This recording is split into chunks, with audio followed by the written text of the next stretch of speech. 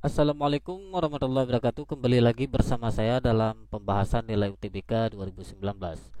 Pada kesempatan kali ini saya akan membahas tentang nilai UTBK yang rendah. Karena banyak daripada adik-adik menganggap bahwa nilai yang rendah itu tidak akan lolos untuk SBMPTN. Pemikiran yang seperti itu menurut saya itu salah. Di sini saya akan membuat sampel antara nilai A ataupun siswa A dan siswa B yang sama-sama memilih jurusan yang sama dan kampus yang berbeda.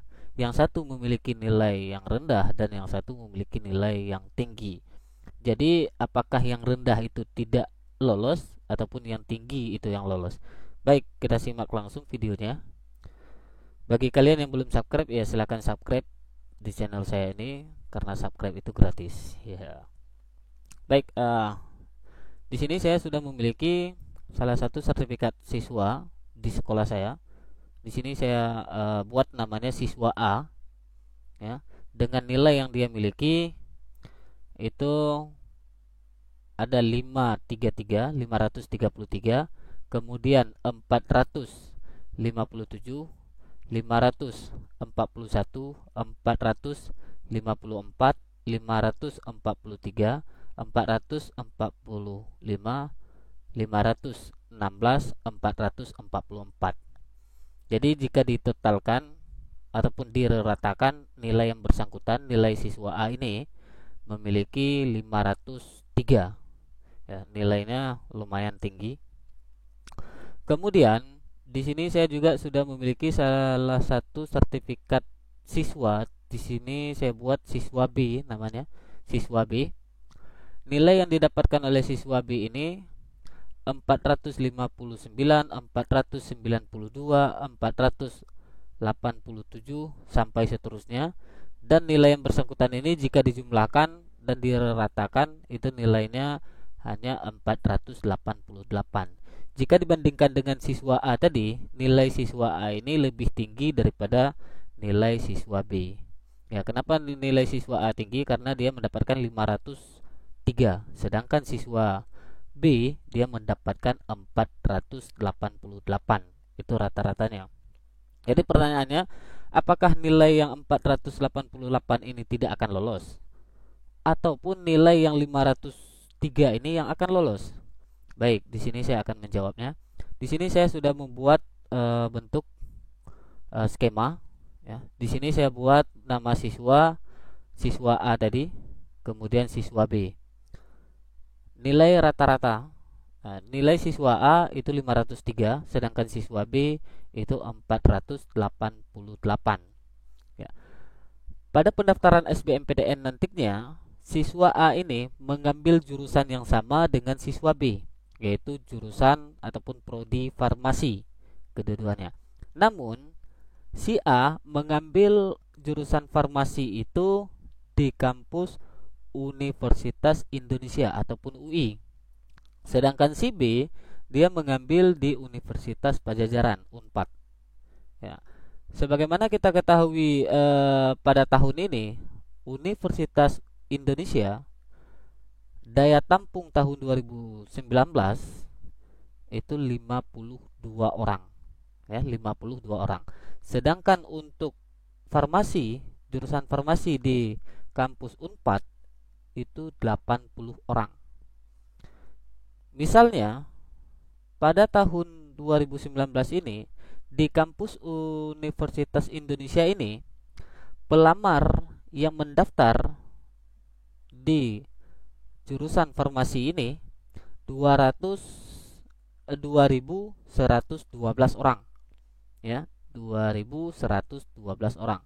Sedangkan di kampus Pajajaran kita memprediksi bahwa yang melamar di situ adalah 1713 orang, ya. Artinya untuk persentase kelulusannya di kampus UI jika diterima nanti hanya 52 orang, berarti hanya 2%, ya, dari pelamar, dari siswa ataupun calon yang akan melamar di kampus tersebut. Itu hanya 2% kelulusannya. Sedangkan untuk kampus Unpad Sedangkan untuk kampus Unpad yang mendaftar 1.713 orang dengan daya tampung 80 orang, maka kelulusannya itu 5%. Artinya apa? Unpad lebih tinggi kelulusannya ketimbang UI. Ya, UI hanya 2%, sedangkan Unpad itu 5%. Artinya persaingan yang ketat itu berada di kampus UI. Persaingan yang ketat itu ada di kampus UI jika kita mengambil ini prediksi saya saja, ini prediksi ataupun skema yang saya buat. Kemudian pada keterangannya siswa A ini dia tidak lolos, sedangkan siswa B dia lolos. Padahal jika kita melihat nilai rata-ratanya, nilai A ini lebih tinggi daripada nilai B. Kok bisa nilai si B ini ataupun si B ini bisa diterima di jurusan farmasi dan kampus yang berbeda di SBMPTN 2019 nantinya. Baik, di sini untuk perankingannya, ya, yang A mendapatkan nilai 503. Waktu dirankingkan dengan pelamar ada 2.112 orang. Ya, ini adalah calon mahasiswa yang mendaftar di UI nantinya. Sudah saya buat juga skemanya. Nomor nama calon, ya, nama calon di sini H, J, K, L, P, Y dan U.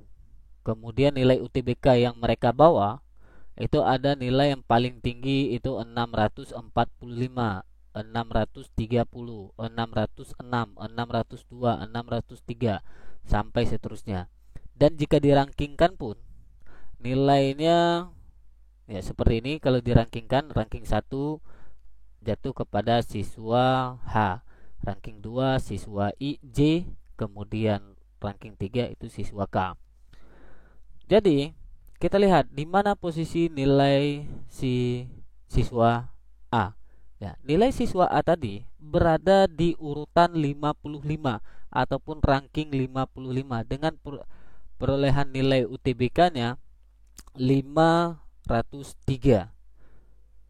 Karena di kampus UI diterima hanya 52 orang, otomatis kampus tersebut akan merankingkan dari ranking 1 sampai ranking 52. Sedangkan ranking 53 dan seterusnya itu dinyatakan tidak lolos. Sedangkan si A tadi nilainya tinggi tapi dia kalah bersaing dengan ranking 52 dan 51 ataupun 54 dan nilai seterusnya. Jadi wajar si A ini dia tidak bisa lolos dikarenakan nilai siswa A ini rendah, ya, dengan siswa-siswa yang lain yang mendaftar di kampus UI. Bagaimana dengan nilai si B? Ya, ini adalah calon mahasiswa Universitas Padjadjaran ataupun Unpad tahun 2019. Ini skema yang saya buat saja. Nanti kalian bisa memprediksikannya masing-masing. Di sini siswa Unpad tadi ataupun Universitas Unpad tadi menerima mahasiswa untuk tahun ini sekitar 80 orang untuk jurusan farmasi. Ya, ini saya buat ini hanya untuk jurusan farmasi saja. 80 daya tampungnya. Kenapa tadi pertanyaannya si B bisa lolos? Ya, kita lihat nilai si B ini dimulai dari ranking 1 sampai ranking 80. Si B menempati ranking 77. Ya, ranking 77 dengan total nilai UTBK-nya 488. Ya. Jika dibandingkan dengan nilai si A itu lebih tinggi daripada nilai si B. Karena nilai si A tadi saingannya yang membawa nilai UTBK-nya lebih tinggi daripada dia, ada yang nilainya 600 sekian. Sedangkan yang bersangkutan hanya 500. Ya, dan yang di kampus yang diterima di kampus tersebut pun hanya 52 orang.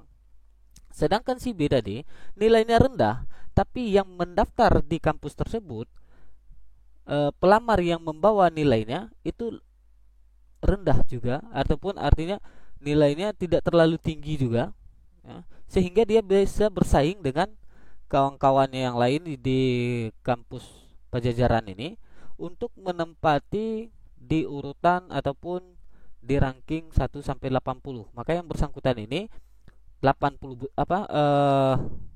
ranking 80 besar dia lolos karena ranking dia 77. Kalau seandainya si A tadi mendaftar di kampus Pajajaran, di kampus yang sama dengan si B, otomatis si A akan lolos. Mungkin sekian dari saya. Kalian bisa inikan kembali nilai kalian, dan jangan lupa kalian bisa menentukan strategi yang jitu untuk bisa lolos SBMPTN 2019. Saya akhiri, wabillahi taufiq wal hidayah. Assalamualaikum warahmatullahi wabarakatuh.